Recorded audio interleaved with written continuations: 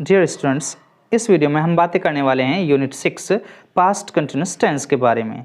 I was doing कि past continuous tense क्या होता है, इसका यूज़ हमें किस प्रकार करना चाहिए और इसमें हेल्पिंग वर्ब्स कौन कौन से होते हैं। तो चलिए वीडियो को शुरू करते हैं। स्टडी द एग्जाम्पल सिचुएशन को समझते हैं पहले। यस्टरडे करण एंड जो प्लेड टेनिस कि कल जो और करण टेनिस खेले। They started at उन्होंने टेनिस खेलना शुरू किया at 10 o'clock 10 बजे and finished at 11:30 और 11:30 पर उन्होंने फिनिश कर लिया टेनिस खेलना। So at 10:30 इस वजह से 10:30 पर they were playing tennis वो टेनिस खेल रहे थे। They were playing बोलना they were in the middle of playing। जब हम ऐसे बोलते हैं they were playing तो इसका मतलब है कि वो इस काम को करने के बीच में थे। They had not finished उन्होंने ये काम पूरा नहीं किया था। Was were plus ing is the past continuous। जब हम was were के साथ में verb में ing लगाते हैं तो यही फॉर्मूला, ये जो स्ट्रक्चर है, यही past continuous tense कहलाता है। He she it इनके साथ हमें was का प्रयोग करना चाहिए और we you they जो प्लूरल सब्जेक्ट होते हैं इनके साथ हमें were का प्रयोग करना चाहिए। जैसे कि He was playing वह खेल रहा था। She was playing वह खेल रही थी। It was playing या it was doing ऐसे हम बोल सकते हैं। We were playing, you were playing, they were working ऐसे हमें बोलना चाहिए। Number B, was doing something आप कुछ कर रहे थे, सो आपको बोलना चाहिए I was in the middle of doing at a certain time। जब आप ऐसे बोलते हैं was doing मतलब कि was वर्ड के साथ ing बोलते हैं तो इसका सीधा मतलब है कि आप किसी काम को करते वक्त बीच में थे, आपने उस काम को पूर्ण नहीं किया था।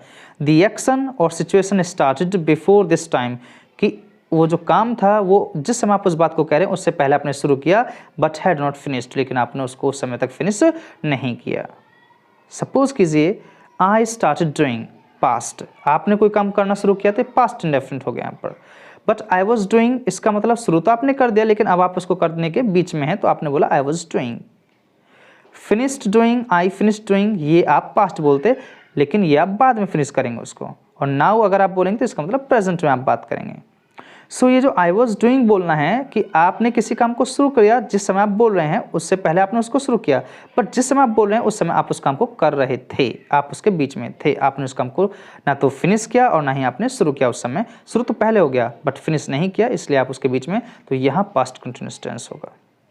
Example, this time last year I was living in Hong Kong कि इस समय पिछले साल मैं हांगकॉन्ग में रह रहा था। What were you doing at 10 o'clock last night कि आप पिछली रात 10 बजे क्या कर रहे थे। Next, I waved to Helen मैंने हेलन की तरफ हाथ हिलाया but she wasn't looking लेकिन वो मुझे देख ही नहीं रही थी। तो ये जो ब्लैक इंक में जो वर्ड्स लिखे गए हैं ये पास्ट कंटिन्यूअस को इंडिकेट करते हैं। Number C, compare I was doing past continuous and I did past simple. अब तुलना करते हैं कि पास्ट कंटिन्यूअस में जब हम ऐसे बोलते हैं आई वॉज डूइंग तो इसका मतलब क्या होता है और आई डिड पास्ट सिंपल इसका मतलब क्या होता है। आई वॉज डूइंग इसका मतलब है in the middle of an action कि आप किसी काम को करते वक्त बीच में थे, मतलब आपने उस काम को फिनिश नहीं किया। बट अगर आप ये बोलते हैं आई डिड तो इसका मतलब है वो वर्क आपने कंप्लीट कर लिया। एग्जाम्पल के लिए, वी वर वॉकिंग होम हम घर जा रहे थे। When I met Dan जब मेरा डैन से मिला उस समय हम घर जा रहे थे, तो इसका मतलब घर जाने का जो काम है in the middle of walking, वो घर जाने के जो रास्ता था वॉकिंग था उसी के बीच में हमें डैन मिला तो ये काम बीच में हुआ। We walked home after the party last night we walked home कि हम घर गए after the party last night जब पार्टी हो गई तब उसके बाद हम गए। तो इसका मतलब है कि ऑल द वे पूरे रास्ते में जो पार्टी थी वो ख़त्म हो चुकी थी और जो walked home हम घर की तरफ गए थे ये भी काम हमारा फिनिश हो चुका था। Number next, Kate was watching TV कि जो केट थी वो टीवी देख रही थी। व्हेन वी अराइव्ड जब हम आए, तो जब हम आए उस समय जो एक्शन हो रहा था वो था केट का टीवी देखना। Next, Kate watched TV Kate ने टीवी देखा अ लॉट बहुत ज़्यादा when she was ill last year जब वो पिछले साल बीमार थी। D, you can say that something happened आप कह सकते हैं जब कुछ होता है तो वो होता है इसका मतलब past simple. In the middle of something else जब किसी चीज़ के बीच में कुछ होता है तो वो होता है पास्ट कंटिन्यूअस। कुछ होता है तो पास्ट सिंपल है, लेकिन कुछ होने के बीच में जो होता है वो पास्ट कंटिन्यूस होता है। एग्जाम्पल, मैट फोन्ड, मैट ने फ़ोन किया, while we were having dinner, और उसी बीच हम क्या कर रहे थे, डिनर कर रहे थे। सो मैट ने फ़ोन किया, ये तो पास्ट सिंपल हो गया, बट उस समय हम क्या कर रहे थे, वी वर हैविंग डिनर, ये हमारा पास्ट कंटिन्यूस हो गया। नेक्स्ट, इट वॉज रेनिंग, बारिश हो रही थी, व्हेन आई गोट अप, जब मैं उठा, तो जब मैं उठा उस समय एक एक्शन हो रहा था, वो था बारिश होने का। Next, I saw you in the park yesterday, कल मैंने आपको पार्क में देखा। You are sitting on the grass and reading a book, तो आप घास में बैठे थे और आप किताब पढ़ रहे थे। सो आई सॉ यू, ये पास्ट इंडेफिनिट हो गया, लेकिन मैंने आपको क्या करते देखा, बैठे हुए और किताब पढ़ते हुए देखा। Next, I hurt my back, मैंने अपनी बैक को हर्ट कर लिया, चोट पहुंचा ली, while I was working in the garden, जब मैं बगीचे में काम कर रहा था। But we use the past simple to say that one thing happened after another, लेकिन हम पास्ट इंडेफिनिट का प्रयोग तब भी करते हैं जब एक वस्तु दूसरी वस्तु के तुरंत बाद में होती है। जैसे कि I was walking along the road, कि मैं रोड के साथ साथ चल रहा था। व्हेन आई सॉ डैन, जब मैंने डैन को देखा, मतलब जब मैं रोड पर चला था उस समय ही देखा मैंने डैन को।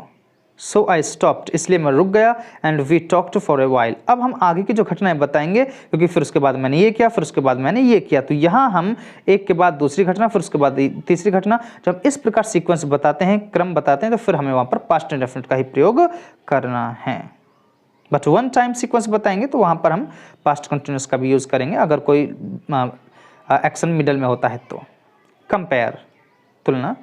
व्हेन करण अराइव्ड, जब करण आया, वी वर हैविंग डिनर, उस समय हम डिनर कर रहे थे। तो इसका मतलब है कि हमने डिनर का काम शुरू तो कर दिया था, लेकिन वो पूरा नहीं हुआ। We had already started before she arrived, कि हमने खाना खाना शुरू कर दिया पहले, लेकिन वो हमने पूरा नहीं किया। व्हेन करण अराइव्ड, जब करण आया, वी हैड डिनर, हमने डिनर खा लिया था। इसका मतलब कि करण आया और उसके आने के then and then we had dinner, तो उसके आने के बाद फिर हमने जो डिनर किया। नेक्स्ट पॉइंट, सम वर्ब्स, कुछ वर्ब्स ऐसे होते हैं, फॉर एग्जांपल जैसे कि नो एंड वांट, जानना और चाहना, are not normally used in continuous forms, is plus ING, मतलब कि इनका हम वॉज प्लस आईएनजी, मतलब कि ना तो वॉज वर्ब के साथ यूज़ कर सकते हैं, ना ही इज एम आर के साथ यूज़ कर सकते हैं। Example, we were good friends, हम अच्छे दोस्त थे। वी न्यू, हम एक जानते थे, ईच अदर वेरी वेल, एक दूसरे को अच्छी तरह से। हम ऐसे नहीं बोलेंगे वी वर न्यूइंग, ये बोलना गलत होगा। Next, I was enjoying the party, मैं पार्टी को एंजॉय कर रहा था। But Chris wanted to go home, लेकिन जो क्रिस था वो घर जाना चाहता था। नॉट वॉज वॉन्टिंग, ये बोलना गलत होगा।